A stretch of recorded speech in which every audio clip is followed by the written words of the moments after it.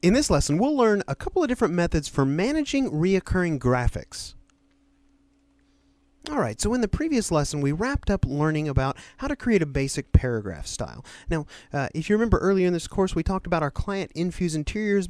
Maybe they want to release this brochure monthly and make changes to that. So I've gone ahead and added a couple more text frames here. We've added a July 2010 text frame up here. I've also added some footer information to both of these spreads here, including company address, company logo, and the version or the month this brochure was created. So nothing fancy there, just manually applying attributes to the text. No character styles, no paragraph styles, anything like that. I've also begun incorporating some of the colors from the images, namely this cover image here, into the interior of this. I've included a little path here that I've applied a stroke to on each one of the images, and I've also changed the color of our header character style. So what I want to talk to you about right now is reoccurring graphics. Maybe there are some graphics that are going to reoccur from the July brochure to the August brochure, and so on and so forth. So let's just zoom in on this area right here. Let's say our client's given us some color information for each of the images they've supplied us with. Maybe there's some color swatch guide information they want to include in the brochure, and maybe we've got something like this to indicate some kind of a color reference number. So I've gone ahead and made up a couple of these different color guide graphics, and these are just groups of graphics. You can ungroup these and play with them if you want to, but I've made one for a right aligned color guide and one for a left aligned color guide so that we can incorporate these throughout this brochure. Now, there's a couple of different ways that we can manage this type of graphic, and the most basic and oldest way to do this is to create what's known as a library. Now, that's really simple to do. Let's just come over here and say File, New, and we're going to choose Library. Now, it's going to prompt us to save this library, so I would encourage you to give it an appropriate name so you don't get libraries mixed up. So this one is for Infuse Interiors, so we'll call this Infuse Interiors. And it's a library file, so it's an INDL file extension. So if you want to check in the project files for this course, I'll go ahead and include this library for you. You can open it and feel free to play with it if you want to, but let's go ahead and save that.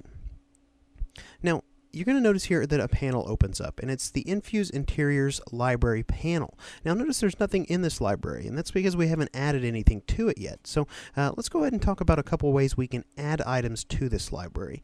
Now I'm going to go ahead and grab this first group of items here, and we're going to just drag this right into the library. Drag it on top of this panel and release it. And you'll see that we create our first library item. Now it's untitled, so we need to name this item.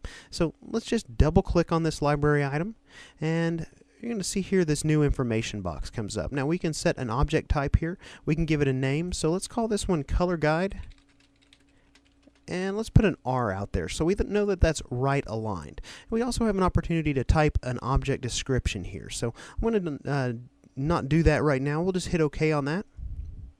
And you can see that our name has been applied. Now, it's really important to give your library items accurate names and names that you're going to be able to easily understand what that library item is, because once you begin to build libraries and your libraries have more and more items in them, you're probably going to want to switch over here and change the view of your library. You're going to want to change that to probably list view, which is going to allow you to see more items, but it's going to take away that object's preview. So let's go ahead and talk about another way we can add a library item here. We're going to go ahead and select this left aligned color guide, and let's go ahead and click this new library item button right here. So we'll go ahead and click that, and you see we have an untitled object here in our library. So let's go ahead and rename this as well.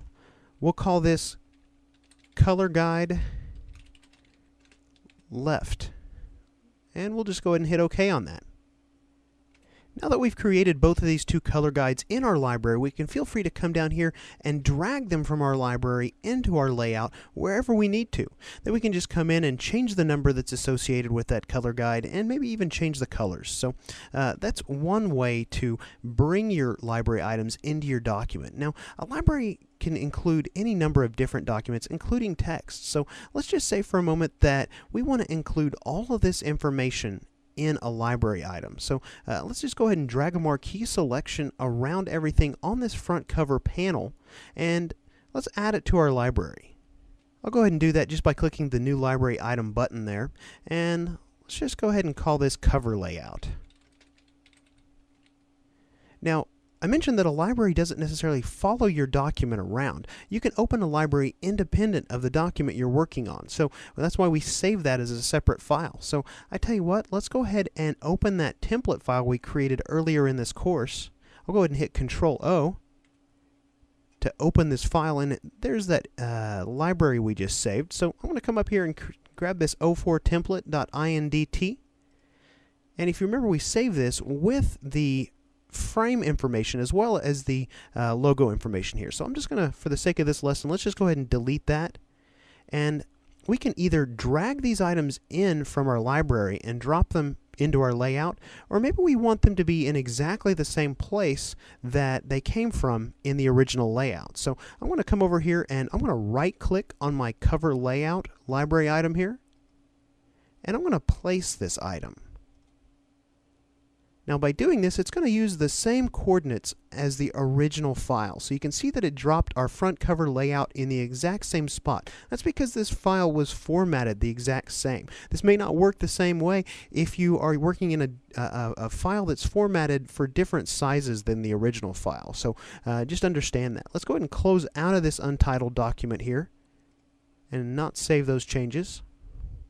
Now, a library is one way to manage reoccurring graphics in your document. Maybe you don't have that many reoccurring graphics, though. Maybe you just have one or two graphics that are going along with your client that are going to reoccur. So, maybe you don't need the full functionality of a library, a separate file. Let's go ahead and look at another way we can save graphics and reuse them in future files.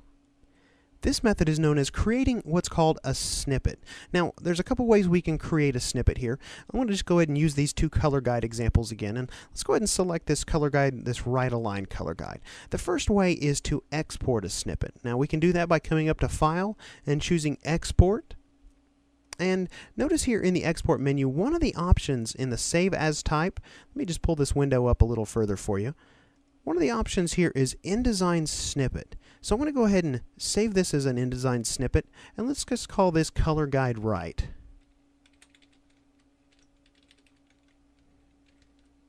And I'm going to save that in our project files here.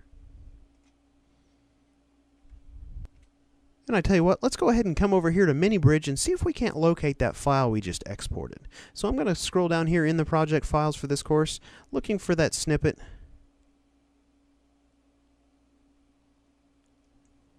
We may need to actually refresh this view here, so let me just go back one, and we'll go forward one here. Just try and refresh this window here in MiniBridge, and we'll scroll down again, and yeah, there we go. There's our library item that we just created, and there's the snippet file that we just created.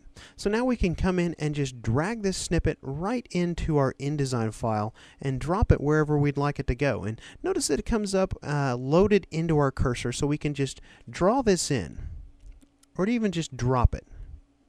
Now, after we've dropped this into our InDesign document, we can just zoom in on that, and notice we can come in and double-click and make changes to the different components of this snippet after we've gone ahead and dropped that into our layout here. So I tell you what, there's actually another way we can create a snippet here. We showed you how to export a snippet. A really simple way to create a snippet is just to drag it right out of InDesign.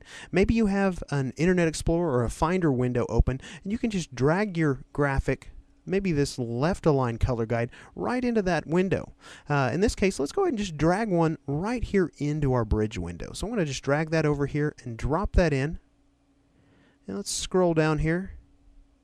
And you can see that we've created another snippet. Now it's given the snippet a default name here, but we can always come in here and just right click in MiniBridge and choose rename if we want to rename that snippet, give it a more appropriate name. So you can see here that snippets are also a good way to save reoccurring graphics for later use. Now, really a good way to think of a snippet is think of a snippet as a library item without the containing library or the encompassing library. So if you're ever using reoccurring graphics in your file and maybe you just have a couple, it may be more efficient for you to just go ahead and save those out as snippets. Now you can save any number of graphics and different types of elements as a snippet. So if I wanted to create a snippet of this entire brochure, that's a really easy way to do that, is just to select all this information, drag it into Bridge, and create a snippet out of that. Now, in between lessons, what I'll probably go ahead and do is drag in several more versions of these color guides and populate them throughout our layout here, because I think we're almost ready to send this document to the printer. So in the next lesson, we're going to pick up where we're leaving off here, and we're going to look at exporting a PDF from InDesign.